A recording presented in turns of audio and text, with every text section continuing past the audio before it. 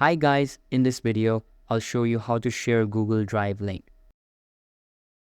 First of all, open any type of preferred browser on your PC and search for drive.google.com. After that, sign into your account and you will be redirected to the home page where all of your uploaded data will be present. Now, select the target file from the uploaded data, and once you have got it, right-click on it and a menu will open up.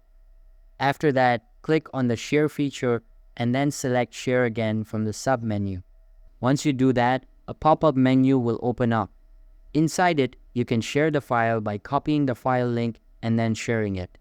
In order to share the link, click on this button and then choose the level of access you would like to provide. After you are done with it, copy the link and click on the Done button.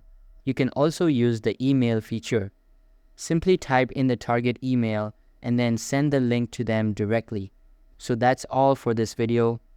If this video was helpful, don't forget to subscribe and hit the like button. Thanks.